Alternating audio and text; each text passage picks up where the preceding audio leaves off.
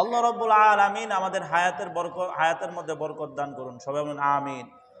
এবং জিলহজ মাসের 10 তারিখ পর্যন্ত আমাদেরকে হায়াত বাড়িয়ে দিই। এই পর্যন্তই দোয়া নাকি আরো বেশি আসার দরকার? এই পর্যন্ত কেন বললাম? এটা ভালো সময়ের পর মৃত্যুবরণ করাও ভালো। আমরা দোয়া করি আল্লাহ রাব্বুল আলামিন আমাদেরকে যেন রমজান মাসের শুক্রবারে নামাজরত অবস্থায় সিজদার মধ্যে মক্কা শরীফে মৃত্যুবরণ দান করুন। ঠিক কিনা গণ? অনেকে বুড়া হন লাগবো নাকি জোয়ান থাকলে সমস্যা আছে? জাওয়ান গা লাগবো, এটা নিশ্চিত। এই জন্য আমরা চাই ভালো সময়ের মধ্যে আল্লাহ রাব্বুল আলামিন আমাদেরকে নিয়ে যাক। কত মানুষ হাসপাতালের বেডে, বাড়িতে বিছনায় কাতরাচ্ছে, বয়স হওয়া অবস্থায় 100 বছর 90 বছর হয়ে গেছে, নিজে চলতে পারে না, পরিবার বোঝা মনে করে, তার জন্য কষ্ট, পরিবারের জন্য কষ্ট। ঠিক কিনা? আমরা চাই এরকম বয়সে আপনি উপনীত করেন না, সুন্দর একটা অবস্থা দেখে ইমানের সঙ্গে আমরা আমাদেরকে কবুল করে নিয়ে আমিন বলেন। তো বলতেছিলাম আমাদের সামনে একটা আমল করার মৌসুম চলে আসছে। গত 2 মাস আগে আমরা অতিবাহিত করলাম রমজান। সেই রমজানে যারা সাধারণত ইবাদতের দিকটি একটু কম করে, তাদের মধ্যে একটা জোশ আসে কি না? একটা জোয়ার আসে যে রমজান চলে আসছে, এখন অন্যায় তেমন বেশি করা যাবে না, এখন নামাজ একটু বেশি করতে হবে আগের তুলনায়, এরকম একটা ভাবসাব আসে কি না? এবং রমজানের পরে ওই মুসল্লিগুলা একটু ড্যাম হয়ে যায়, হ্যাঁ, চার্জ শেষ হয়ে যায়, আবার নতুন করে চার্জ দেওয়ার জন্য আল্লাহ রাব্বুল আলামিন 10 দিনকে নিয়ে আসছেন ওয়াফারের দিন হিসাবে। সেই দিনের গুরুত্ব অনেক বেশি। আল্লাহ রাব্বুল আলামিন কালামে পাকে বলেন ওয়াল ফজর ওয়া লায়ালিন আশর, ফজরের কসম এবং 10 দিনের কসম। কয় দিন? 10 দিনের কসম। আল্লাহ রাব্বুল আলামিন কসমকে বলেন। আমরা কসম খাই কোন সময়? কোন বিষয়টা গুরুত্ব বোঝানোর জন্য কিনা বলেন? একটা কথা আমি একবার বললাম, ভাই বিশ্বাস করেন না, ভাই মানেন না, আর 10 জন সাক্ষী আছে মানে না, অমুকের আল্লাহর কসম, কয় কিনা? কারণ কি? গুরুত্ব, এমন গুরুত্ব বোঝানোর জন্য যে এর থেকে গুরুত্ব আর হতে পারে না। আমাদের মানুষের কসম যদি গুরুত্ব হয়, আল্লাহর কসমের কত গুরুত্ব চিন্তা করছেন? কোন জিনিসের কসম খাইছে? আমরা যখন কসম খাই কার নামে? আল্লাহর নামে, কারণ আল্লাহ থেকে বড় কেউ হয় না। যদিও শরীয়ত বলে আল্লাহ ছাড়া কারো নামে কসম করা জায়েজ নাই। জায়েজ আছে? মানুষে যে বলে কোরআন শরীফের কসম খাইলাম, মসজিদের কসম, ছেলের কসম, মার কসম, অমুকের কসম, তমুকের কসম, চলবে? কোন রকম কসম খাওয়া জায়েজ নাই। একমাত্র আল্লাহর নামে কসম খাইতে পারবে। এটাও বলছে উলামায়ে কেরাম যে কসম একটা জরিমানা, এটা খাওয়ার দরকার নাই। আল্লাহর নামে হোক আর যার নামেই হোক, কসম খায়েন না। আপনাদেরকেও বলি কসম খাওয়ার দরকার নাই। কেউ বিশ্বাস করলে করুক, না করলে নাই। আপনি নিজের উপর নিজের জরিমানাটা ডাইকে আইনেন না। বিষয়টা বুঝছেন? আল্লাহর নামেও কসম খায়েন না, কসমটা জরিমানা। যদি খান আল্লাহর নামে, তাহলে এই কসম আবার ওয়াজিব পূর্ণ করতে হবে। আর অন্য যত জিনিস আছে সকল জিনিসের উপর কসমই হবে না। কি হবে না? কসমই হবে না। আবার আপনি পূরণ কি করবে? যাক বলতেছিলাম, আল্লাহ কসমকে বলেন ওয়াল ফজরি ওয়া লায়ালিন আশর, কসম, ফজরের কসম, 10 দিনের। উলামায়ে কেরাম, মুফাসসিরিনে কেরাম সবাই একমত, সেই 10 দিন হচ্ছে জিলহজের প্রথম 10 দিন। তাহলে যে 10 দিনের কথা আল্লাহ কসম খায় বলতেছে, ওই 10 দিনের গুরুত্ব কম না বেশি? অনেক বেশি। শুধু কোরআনের মধ্যে প্রমাণিত এরকম না, এবং হাদিসের মধ্যেও বিষয়টা এসেছে। হাদিসের মধ্যে এক গুরুত্ব অনেক বেশি। আল্লাহ রাব্বুল আলামিনের হাবিব রাসূল আকরাম সাল্লাল্লাহু আলাইহি সাল্লাম জানিয়ে দেয় যে এই আল্লাহর নিকট এই 10 দিনের ইবাদত অনেক বেশি প্রিয়। এই 10 দিনের ইবাদত অনেক বেশি প্রিয় আল্লাহর কাছে। এই 10 দিনের ইবাদত অনেক বেশি প্রিয়, এবং এই প্রত্যেকটা দিন রোজা কত তারিখ থেকে? জিলহজের 1 তারিখ থেকে 9 জিলহজ পর্যন্ত, 9 জিলহজ পর্যন্ত প্রত্যেকটা দিনের রোজা এক রমজানের সমপরিমাণের সওয়াব।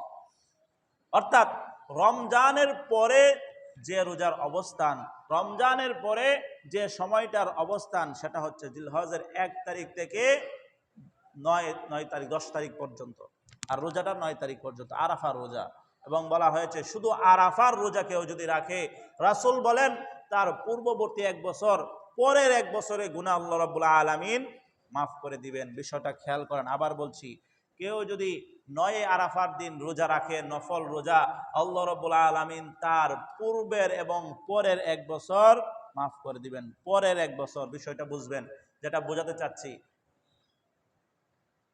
উলামায়ে কেরাম বলেন যদি কেউ 9 তারিখের রোজা রাখে তাহলে সে আশা করতে পারবে, আশা করা যায় সে আরেক বছর হায়াত পাবে।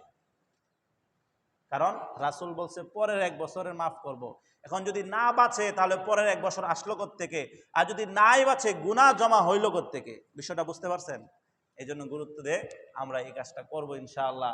প্রতিদিন চাবো আমরা নফল রোজা রাখতে। 1 তারিখ থেকে, ইংরেজি না আবার আরবি, জিলহজের 1 তারিখ থেকে 9 জিলহজ পর্যন্ত রোজা রাখার ফজিলত অনেক বেশি। তো এই দিনের আমার 11টা আমল আছে। এই 10 দিনের মধ্যে 11টা আমল আছে। সেই আমলগুলাও আমরা যদি করতে সচেষ্ট হই তা আল্লাহ রাব্বুল আলামিন আমাদেরকে উজরত দেবেন অনেক বেশি। সেই 10টা আমল আমরা আজকে জানবো। 1 নাম্বার জিকির করা। 1 নাম্বার কি? জিকির করা, যেটা আমরা শুরুতেই অল্প করলাম। সময় নাই, সময় শর্ট, এই জন্য যে কোনো সময় উঠতে বসতে হাসতে চলতে ফিরতে লা ইলাহা ইল্লাল্লাহ পড়েন না? পড়া যাবে? লা ইলাহা ইল্লাল্লাহ। এটা কোন দিন? এটা আমরা সব সময় পড়ব। এরপরেও রাসূল যেহেতু এই দিনের গুরুত্বর কথা বলেছেন, আল্লাহ এই দিনকে গুরুত্ব বোঝানোর জন্য কসম খেয়েছেন, সুতরাং এই দিনকে রাসূল আকরাম সাল্লাল্লাহু আলাইহি ওয়াসাল্লাম বলছেন এই 10 দিনের মধ্যে বেশি বেশি জিকির করা। ইতিপূর্বে আমরা পড়তাম, এই 10 দিন আরো বাড়িয়ে দেব। পারবো তো ইনশাআল্লাহ? জিকির কি? আল্লাহর স্মরণ। জিকির কি? আল্লাহর স্মরণ। এটা মুখের মাধ্যমে হতে পারে, সুবহানাল্লাহ, আলহামদুলিল্লাহ, আল্লাহু আকবার, আল্লাহ আল্লাহ, এগুলো হচ্ছে জিকির। এগুলা কি? জিকির। এই সব জিকির থেকে আফদলু যিকরি কাউলু লা ইলাহা ইল্লাল্লাহ। এগুলো তো পারি। কোরআন পড়াও আল্লাহর জিকির। জিকির মানে স্মরণ, আগেই বললাম। আল্লাহর স্মরণ হয় এরকম কাজ করার নামই জিকির। কোরআন পড়েন আল্লাহর জিকির হবে, নামাজ পড়েন আল্লাহর জিকির হবে। 1 নাম্বার আমাদের কাজ করতে হবে, এই 10 দিনের আমলের মধ্যে একটা সবক রইল, বেশি বেশি জিকির করা যাবে তো ইনশাআল্লাহ? এটার মধ্যে কোনো অজুহাত দেওয়ার সুযোগ নাই।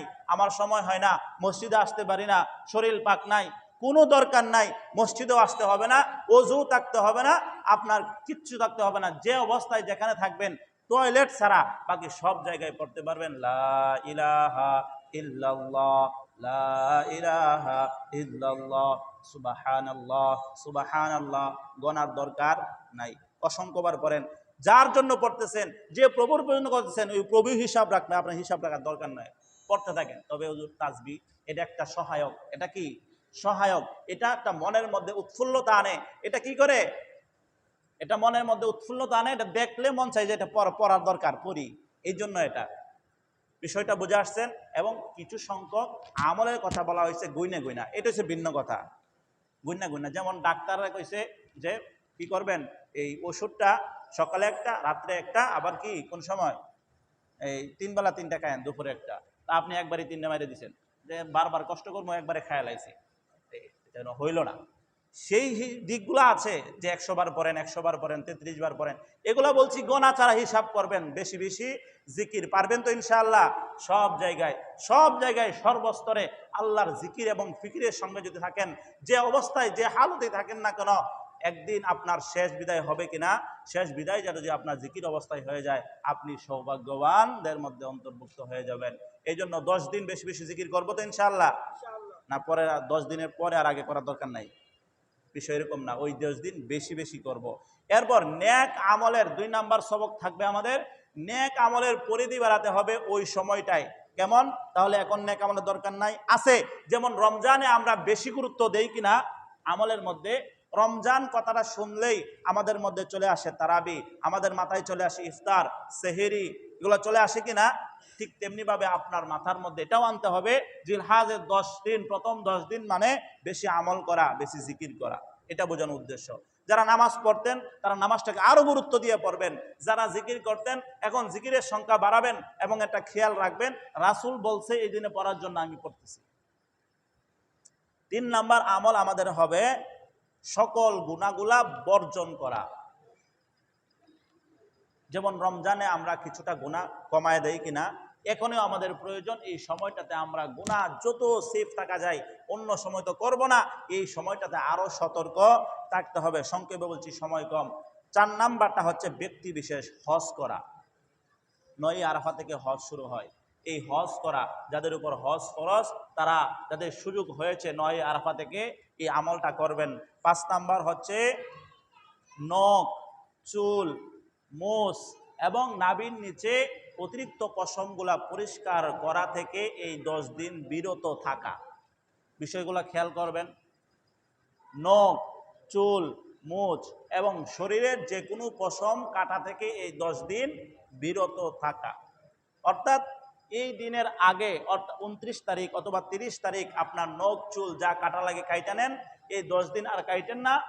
আবার ঈদের দিন থেকে আবার কাটতে পারবেন। এই 10 দিন যদি আপনি আমলটা করেন, রাসূল সাল্লাল্লাহু আলাইহি সাল্লাম যে ঘোষণা দিয়েছেন সেই ঘোষণার ভাগীদার আমরা হয়ে যাব। হুজুর কোনো যুক্তি আসেনি, কোনো যুক্তি নাই। কোরআনের আয়াত, কোনো যুক্তি দরকার নাই। রাসূলের হাদিস, কোনো যুক্তির দরকার নাই। শুনলাম, আমল করলাম, মানলাম, বাস। পারবো তো ইনশাআল্লাহ। আপনি তো এত কিছু খুঁজতে যায় না। নাকের ভিতরে আল্লাহ পশম দিছে গেলে আপনার গবেষণা দরকার নাই। এই চোখের উপরে ভ্রু কেন দিল, এটা আল্লাহ দিছে, আল্লাহ হেফাজতের জন্য। যদিও আমাদের সাময়িকের জন্য বুঝে আসে কিনা, বুঝে আসে। পাপড়িগুলা কেন দিলেন, এটা আমাদের বুঝে আসুক বা না আসুক, আল্লাহ দিছেন, এটাই সঠিক। পুরুষদের দাড়ি কেন উঠে, নিশ্চয়ই এর মধ্যে ফায়দা আছে। মহিলাদের কেন উঠে না, নিশ্চয়ই তার মধ্যে এই কল্যাণ আছে। এবং এই 10 দিন কেন কাটবো না, এর মধ্যে প্রশ্ন যাওয়ার দরকার নাই। রাসূল বললেন, আমরা মানলাম। পারবো তো ইনশাআল্লাহ? এই আমলটা, এটা তো সহজ, এটা তেমন করি না, বরং আরো কষ্ট থেকে বাঁচাই দিছে নাকি। পারবো ইনশাআল্লাহ? ইনশাআল্লাহ। তাহলে আমরা এই আমলটা বুধবার, আগামী বুধবারে নখ চুল যা কাটা লাগে সব কেটে রাখবো, যেন 10 দিন আর কাটা না লাগে। এটা বেশি কঠিন আমল না, সহজ আমল। এই আমলটা আমাদের থেকে বিলুপ্ত প্রায়, এই জন্য করবো তো ইনশাআল্লাহ। এর 6 নাম্বার আমল কুরবানি করা। এটা তো আমরা জানি, সাধারণত যারা করি এর আলোচনা সামনে আসবে। আমরা যারা কুরবানি করি তারা কুরবানি করব। এরপরে তাকবীর পাঠ করা, আল্লাহু আকবার, আল্লাহু আকবার, লা ইলাহা ইল্লাল্লাহু, আল্লাহু আকবার, আল্লাহু আকবার, ওয়ালিল্লাহিল হামদ। সবাই বলেন না একসঙ্গে, লজ্জা করেন না। আল্লাহু আকবার, আল্লাহু আকবার, লা ইলাহা ইল্লাল্লাহু, আল্লাহু আকবার, আল্লাহু আকবার, ওয়ালিল্লাহিল হামদ। এর ইতিহাস আমরা শুনছি, কত করুণ, তাই না? প্রত্যেকে এই শব্দগুলো আসলো, কোন অবস্থায় আসলো, এই শব্দগুলো আমরা পড়তে পারবো তো ইনশাআল্লাহ? কোন দিন থেকে? জিলহজের 1 তারিখ থেকে নিয়ে 13ই জিলহজের আসর পর্যন্ত আমরা বেশি বেশি পড়ব ইনশাআল্লাহ। এই শব্দগুলোতে আল্লাহ রাব্বুল আলামিন এত পছন্দ করছেন, এত পছন্দ করছেন যে 9 জিলহজের ফজরের নামাজের পর থেকে 13ই জিলহজের আসরের নামাজ পর্যন্ত প্রত্যেক ফরজ নামাজের পরে উচ্চ স্বরে পুরুষের জন্য একবার, নিম্ন স্বরে পুরুষের জন্য, মহিলাদের জন্য একবার পড়া ওয়াজিব। গুরুত্ব কম না বেশি? বেশি। এই 10 দিনের মধ্যে এই তাকবীরগুলা আমরা বেশি বেশি আওয়াজ তুলবো। রাস্তা দিয়ে হাঁটবেন, উঁচু আওয়াজে পড়বেন, আল্লাহু আকবার, আল্লাহু আকবার, লা ইলাহা ইল্লাল্লাহ, আল্লাহু আকবার, আল্লাহু আকবার, ওয়ালিল্লাহিল হামদ। এই ঘোষণাগুলা কার? আল্লাহর বরত্বের। আল্লাহকে আপনি বরত্বের সাক্ষী দিচ্ছেন, আল্লাহ একত্ববাদের সাক্ষী দিচ্ছেন। কিন্তু সমস্যা হচ্ছে এই শব্দগুলা জনসম্মুখে, বাজারে, হাটে ঘাটে কইতে আমরা লজ্জাবোধ করি কিনা? হ্যাঁ, লজ্জা পাই, এগুলা কইতে চাই না। আল্লাহ জিকির করবেন, তার উপর লজ্জাবোধ হয়। সাহাবায়ে কেরাম আজমাইন রাদিয়াল্লাহু তাআলা আনহু, তারা এই সময়গুলাতে হাটে বাজারে বেশি মানুষ জমায়েত হয়, এমন জায়গায় গিয়ে গিয়ে সবাই সামনে উচ্চ স্বরে পড়তেন, আল্লাহু আকবার, আল্লাহু আকবার, লা ইলাহা ইল্লাল্লাহু, আল্লাহু আকবার, আল্লাহু আকবার, ওয়ালিল্লাহিল হামদ। কেন পড়তেন? যেন মানুষ শুনে তার খেয়াল হয়, এই আমারও তো পড়া দরকার, আমারও তো কি পড়া দরকার, এরকম ভাবে। আবার এরকম বিকট আওয়াজে না, মানুষের কষ্ট হবে এরকম না, মৃদু আওয়াজে, সহনশীল আওয়াজে, মানুষের কষ্ট হবে না এরকম আওয়াজে সব জায়গায় এটা পড়া দরকার। প্রয়োজনে বক্সের মধ্যে কম সাউন্ডে, যে মানুষের সমস্যা হয় না, সময় বুঝে এটা বাজাতে থাকবেন এই 10 দিন পর্যন্ত। মানুষ যদি বিয়ের সময় অনেক আওয়াজে, অনেক ভলিউম দিয়ে গান বাজাতে পারে, যদি সে কেউ সমাজের মধ্যে ঘৃণিত না হয়, সে নিজেকে গর্ববোধ করে আমার রবের তাকবীর ধ্বনি আমি পড়ব, বারবার উচ্চারণ করব, এর মধ্যে তো লজ্জা কিসের? লজ্জা আছে একটা বক্স নিয়ে নিয়েন সাথে, কিংবা মোবাইল তো আছে, মোবাইল বক্স সাধারণত এর যতই আওয়াজ দেন বেশি আওয়াজ হবে না, বাজাইতে থাকবেন এই 10 দিন পর্যন্ত। যার করা দরকার, পরিবেশটা আমাদের থেকে এই আমলগুলা উঠে গেছে। আল্লাহর নাম একসঙ্গে সবাই আওয়াজ করে বলবে, এটাও আমাদের জন্য কষ্টসাধ্য, শরমের ব্যাপার হয়ে দাঁড়িয়েছে। পারবো তো এই আমলটা? ঘরে বাইরে সব জায়গায় তাকবীর ধ্বনি দিব, পারবো না ইনশাআল্লাহ? এই আমলটা থাকলো, এটাও একটা সবক। 8 নাম্বার, 9 জিলহজ থেকে, এটা বলে ফেললাম, 9 জিলহজ থেকে 13 জিলহজের আসর পর্যন্ত প্রত্যেক ফরজ নামাজের পরে তাকবীর বলা, আল্লাহু আকবার, আল্লাহু আকবার, লা ইলাহা ইল্লাল্লাহু, আল্লাহু আকবার, আল্লাহু আকবার, ওয়ালিল্লাহিল হামদ, এটা পড়া। আমরা শুধু মনে করি শুধু কুরবানির দিন হুজুরে দাঁড়াইবো, তাকবীর যখন খুতবা পড়বো তখন খালি এটা পড়বো, আমাদের মাথার মধ্যে এটা ঢুকছে, কারণ ছোট থেকে দেখতেছি আমলের মধ্যে নাই। এটা একটা আমলের জিনিস, বুঝতে পারছেন বিষয়টা? কঠিনও না, সহজ। এরপরে নফল রোজা, নফল রোজার কথা বললাম, প্রথম দিন থেকে নিয়ে 9 জিলহজ পর্যন্ত নফল রোজা। তারপর 9 তারিখে রোজা রাখা, আর 9 তারিখের রোজাটা এটা আরাফা রোজা বলা হয়, ইয়ামুল আরাফা। এই দিন রোজা রাখার ফজিলত বলা হয়েছে যে ওই দিন যদি রোজা রাখে পূর্ববর্তী এবং পরবর্তী 1 বছরের গুনাহ মাফ, এটাও বলা হয়ে গেছে। 10 নাম্বার, ঈদের সুন্নত যে আমলগুলো আছে সেই আমলগুলা করা। ঈদের দিন সুন্নত কিছু আমল আছে, যে আমল কিছু আমরা করি না জেনেই, আর কিছু আমরা আমল করি না। কিছু কি না জেনে করি? গোসলটা আমরা সবাই করি, করি কিনা? ভালো সুগন্ধি ব্যবহার করি ঈদের জন্য, এগুলো আমরা করি। অনেকেই সুন্নত হিসেবে বুঝে করে, অনেকেই অভ্যাস অনুযায়ী করে। আমরা সুন্নত মনে করে করব। এবং কিছু আমল আমাদের থেকে প্রায় বিলুপ্ত, যেমন ঈদের দিন ফজরের নামাজ জামাতের সাথে আদায় করা, এটাও কি সুন্নত। কিন্তু দুঃখ আর আফসোসের বিষয় হচ্ছে অন্যদিন ফজর নামাজ পড়লেও ঈদের দিনের ফজর নামাজটা জামাতের সাথে অধিকাংশ মানুষের পড়া হয় না, কারণ চান রাতে একটু আমোদ ফুর্তি করা লাগে, রাত জাগা লাগে, 2টা 3টা পর্যন্ত আড্ডা দেওয়া লাগে, এরকম একটা পরিবেশ মেহেদি লাগাইয়া সময় শেষ করে দেয়, আছে কিনা? ফজর নামাজ আর পড়তে পারে না। এই কৃষ্টিকাল থেকে বের হয়ে আমাদেরকে আমলের মধ্যে ঢুকতে হবে, পারবো তো ইনশাআল্লাহ? ইনশাআল্লাহ। আরেকটা বিশেষ আমল আছে কুরবানির দিন, সেটা হচ্ছে কুরবানির গোশত দিয়ে প্রথম আহার করা। অনাহার থাকা কুরবানির গোশত দিয়ে প্রথম আহার করা, এটা অনেক আমাদের মধ্যে নাই। এই সুন্নতটা আমাদের চিন্তা করতে হবে। এত গেল, আমরা আলোচনা করলাম সংক্ষেপে জিলহজ মাসের প্রথম 10 দিনের আমল। এই সপ্তাহের মধ্যে গত জুমা আসার আগে আমাদের যে কাজগুলা করতে হবে, অনেক লম্বা আলোচনা ছিল, সময় কম, সংক্ষেপে বলবো, গুরুত্ব দিয়ে শুনবেন। কুরবানি কার উপর ওয়াজিব? কারণ ডিসিশন তো এখনই নিতে হবে, কে কুরবানি দিবেন আর কে কুরবানি দিবেন না। সহজে যদি বলি, যদি আপনার কাছে অতিরিক্ত 1 লক্ষ টাকা থাকে তাহলে আপনার উপর কুরবানি ওয়াজিব। এত কিছু পেছানোর দরকার নাই, হুজুর কত্তানি রূপা কত্তানি স্বর্ণ দরকার নাই। 1 লক্ষ টাকা সমপরিমাণের স্বর্ণ রূপা অথবা নগদ টাকা যদি থাকে, আপনার উপর কুরবানি ওয়াজিব। জাকাতের ক্ষেত্রে যে কথা, কুরবানির ক্ষেত্রে একই কথা। সৎকার ক্ষেত্রে যে কথা, সদকাতুল ফিতরের কথা যে কথা, কুরবানির কথা একই কথা। তবে জাকাত থেকে কুরবানিতে একটু ভিন্ন, এটা হচ্ছে জাকাত দেওয়ার জন্য এই টাকাটা আপনার কাছে 1 বছর থাকা লাগে। মানে আজকের দিনে মালিক হয়েছেন, পরের বছর এই দিনে আবার জাকাত দেওয়া আপনার উপর ওয়াজিব 1 বছর। আর কুরবানির ক্ষেত্রে এই শর্ত নাই। আপনি 10 তারিখের ফজর থেকে 10 তারিখের ফজর থেকে 13 তারিখ 12 তারিখের আসর পর্যন্ত যদি আপনার কাছে 1 লক্ষ টাকার মালিক আপনি থেকে থাকেন, আপনার উপর কুরবানি ওয়াজিব। কুরবানি দিতে হবে, না দিলে গুনাহগার হবেন।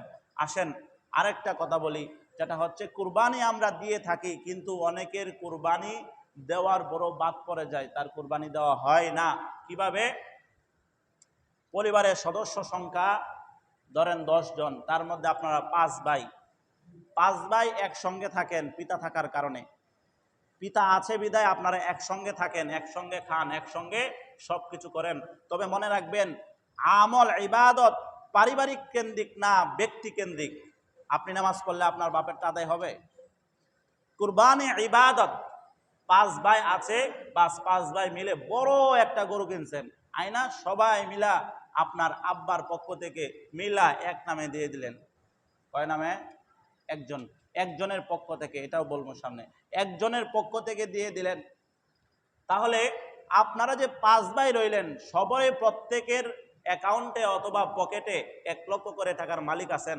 আপনার পিতার পক্ষ থেকে কুরবানি আদায় হয়েছে, কিন্তু আপনার টাকা দিয়ে আপনার পিতার কুরবানি দিয়েছেন, আপনার কুরবানি হয় নাই মুঠেও। হবে কোত্থেকে? আপনি তো দেন নাই। যত বড়ই গরু দেন, কয়জনের পক্ষ থেকে দিচ্ছেন? একজনের পক্ষ থেকে দিচ্ছেন, আপনার পিতার। কিন্তু আপনি সন্তান, বিদেশ থেকে টাকা পাঠাইছে, এই টাকা কার? টাকার মালিককে ওই সন্তান। আবার আরেক সন্তান ব্যবসা করে, ওই ব্যবসা প্রতিষ্ঠানের মালিককে, যে ব্যবসা করে সে, ওই ভাই কিন্তু না, ওই পিতা কিন্তু না। এই জন্য প্রত্যেকের আলাদা আলাদা কুরবানি দিতে হবে। বিষয়টা বোঝাতে পারলাম? যদি আপনারা একটা গরুর সাথে শরিক হন, তাহলে 5 ভাই 5 জনের পক্ষ থেকে 5 শরিক করতে হবে। যদি পিতার নামে দিতে চান, তাহলে পিতাকে অন্তর্ভুক্ত করলেন 6 জনের পক্ষ থেকে। আবার যদি মার পক্ষ থেকে দিতে চান, মাকে শরিক করলেন 7 জনের পক্ষ থেকে। বিষয়টা বুঝে আসছে? শুধু নিয়তটা ঘুরিয়ে দিলেই হয়ে যায়। অথবা অনেকেই একজনের পক্ষ থেকে আরেকটাতে শরিক হয়, একজনের পক্ষ থেকে আরেকটা গরুতে কিংবা যে কোনো একটা পশুতে শরিক হয়, সেই ক্ষেত্রে একজনের পক্ষ থেকে আদায় হবে, বাকি সবাই গুনাহগার হবে। তাহলে তো ক্লিয়ার আমরা নাকি কাদের উপর কুরবানি ওয়াজিব? বুঝতে পারছি না বিষয়টা? লম্বা আলোচনা, স্বর্ণ রূপা হিসাব ভাঙাইতে গেলাম না। এরপরে আমাদের কথা হচ্ছে পশু, কুরবানির পশু কি প্রকারভেদ, কি কি দেওয়া যায়, এগুলা বিস্তার আলোচনা আপনারা জানেন এবং করেন ওই কাজগুলা। ছাগল, ভেড়া, দুম্বা এগুলো একটা, এরপরে এগুলো 1 শরিক তাকে দিতে হয়। গরু, উট, মহিষ এগুলাতে 7 শরিক হওয়া যায়।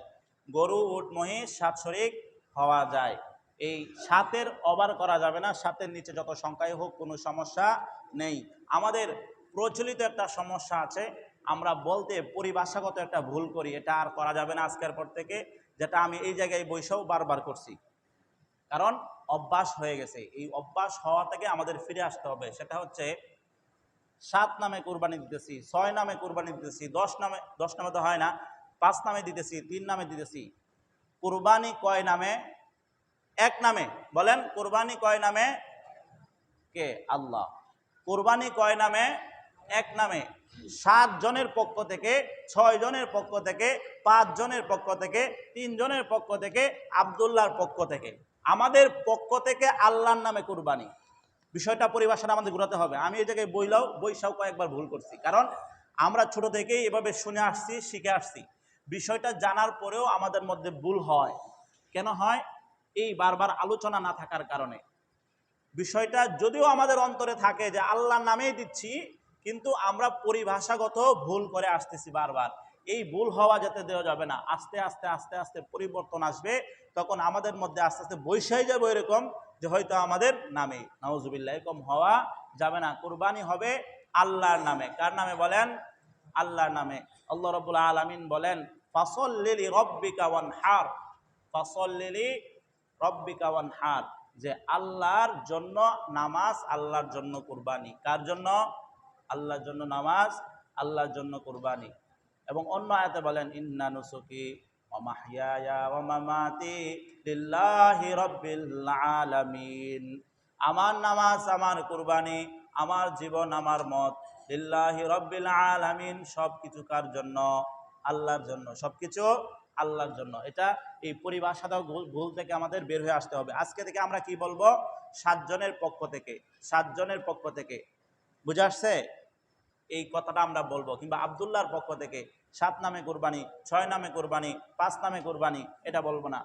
বলবো কি? আল্লাহর নামে 7 শরিকে। শরিক বলা যেতে পারে, আমরা 7 জন শরিক হয়েছি, আল্লাহর নামে কুরবানি দিব আমাদের পক্ষ থেকে। এই পক্ষ থেকে শব্দটা আমরা ব্যবহার করব। এরপরে হচ্ছে কুরবানির সঙ্গে যেহেতু ডিসিশন এখন নিতে হবে, পরবর্তীতে মাসালার বিস্তার আলোচনা করা হবে পরবর্তী জুমায়। আজকে বলে যাচ্ছি, যেহেতু এখন আপনারা এই বিষয়গুলোতে সম্মুখীন হবেন। কুরবানির সঙ্গে আকিকা দেওয়া যাবে, সেই আকিকাটা 7 শরিকের 1 শরিক হতে হবে। খেয়াল করবেন, 7 শরিকের 1 শরিক। যদি আপনি 6 জনের অন্তর্ভুক্ত হন, 6 জনের পক্ষ থেকে কুরবানি দেন, তাহলে একটা আকিকা অন্তর্ভুক্ত করতে পারবেন, 7 হইল। আবার যদি 5টা কুরবানি থাকে আবার 2টা আকিকা হইল, সমস্যা নাই, 7 ওভার করা যাবে না। আমাদের দিকে একটা প্রচলন আছে এবং আমাদের আব্বা আম্মাকেও জিজ্ঞাসা করলে বলে তোমাদের আকিকা দিয়ে দিছি। বলছি কিভাবে? ও কুরবানির সময় প্রত্যেক কুরবানি দিছি আর একজনে করে নিয়ত করছি। হবে না, হয়তো কুরবানি হয়েছে নয়তো আকিকা হয়েছে, বিষয়টা খেয়াল করবেন। এক শরিকের মধ্যে হয়তো কুরবানি হবে তো আকিকা হবে, একটার মধ্যে 2টা দোকানও যাবে না, একের ভিতর 2 নাই। বিষয়টা ক্লিয়ার তো? যদি আপনি আকিকা সংযুক্ত করতে চান তাহলে একটা হবে আকিকার জন্য, আরেকটা হবে কুরবানির জন্য। বিষয়টা ক্লিয়ার তো? এইটা আমাদের পেশ লাগে। এই আপনাদের সমাজে আছে কিনা জানি না, আমাদের এলাকায় এরকম প্রচলন আছে। আল্লাহ রাব্বুল আলামিন আমাদেরকে খালেস নিয়তে আল্লাহকে রাজি ও খুশি করার জন্য কুরবানি